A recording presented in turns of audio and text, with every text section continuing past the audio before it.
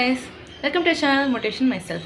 2 days back குஷி அப்பாவோட பேசிகிட்டு இருக்கும்போது அவங்க சொன்ன ஒரு விஷயம் என்னென்னா, நீ முன்ன மாதிரிலாம் கிடையாது, ஒரு 2 நிமிஷத்துக்கு முன்னாடிலாம் வந்து பார்த்தீங்கன்னா நீ வேறு மாதிரி பிஹேவ் பண்ணுவ, ரொம்ப கான்ஃபிடென்ட்டாக இருப்ப, நினச்ச விஷயத்த நீ வந்து அச்சீவ் பண்ணுவ, ரொம்ப ஸ்ட்ராங்காக போல்டாக இருப்ப. பட் இப்போல்லாம் வந்து எதுக்கு எடுத்தாலும் நீ கோவப்படுற, டென்ஷன் ஆகிற, கத்துற, அழற, இந்த மாதிரி தான் இருக்க, கொஞ்சம் பார்த்துக்கோ அப்படின்னு சொன்னாங்க. அதுக்கப்புறம் யோசித்து பார்க்கும்போது தான் அது வந்து அவ்வளோ உண்மை அப்படிங்கிறது புரிஞ்சுது எனக்கே. ஒரு ஸ்பார்க் மாதிரி இருந்தது அவங்க ஜஸ்ட் கேஷுவலாக சொன்ன விஷயம். ஒரு 3-4 இயர்ஸ் முன்னாடி வந்து பார்த்திங்கன்னா அவங்க சொன்ன மாதிரி தான் அப்படி இருக்கும், அப்படி தான் இருப்பேன் நான். ரொம்ப ஸ்ட்ராங்காக என்னோடய எந்த கம்ஃபர்ட் ஜோன்லேயுமே நான் லாக் ஆகிக்க மாட்டேன், ரொம்ப ஆக்டிவாக இருக்குவேன்.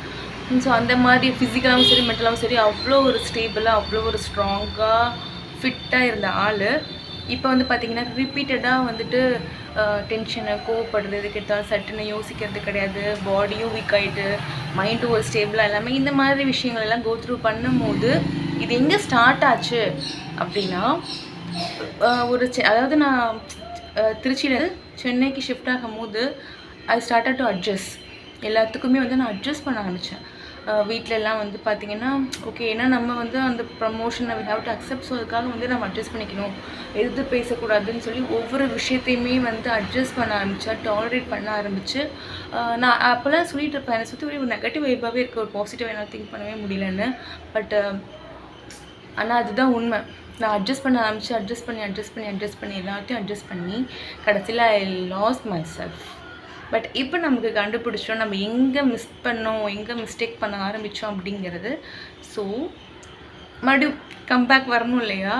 ஐயோ போச்சா, வயசாகுது, அதனால் நம்மளால் எதுவுமே செய்ய முடியாது, நம்ம கம்ஃபர்ட் ஜோனில் இருக்கும், அந்த மாதிரிலாம் எந்த விஷயமும் இல்லாமல் இன்றைக்கி எனக்கே ஒரு செல்ஃப் டாஸ்க் ஒன்று கொடுக்க போகிறேன். அது என்ன டாஸ்க் அப்படிங்கிறத நான் ஈவினிங் வந்து நான் சொல்கிறேன்.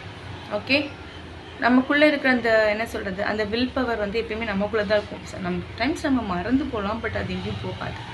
அந்த வில் பவர் எனக்கு தட்டி எழுப்புறோம், என்ன பண்ணுறேன் அப்படிங்கிறத நான் ஈவினிங் சார். ஓகே, அதை மிஸ் பண்ணக்கூடாது அப்படின்னா நம்ம சேனல் மோட்டிவேஷன் மைசெல்ஃப் பாருங்கள். ஆக்சுவலி மார்னிங் சம்மரில் வேத்து கூட்டுது. Okay, please evening by.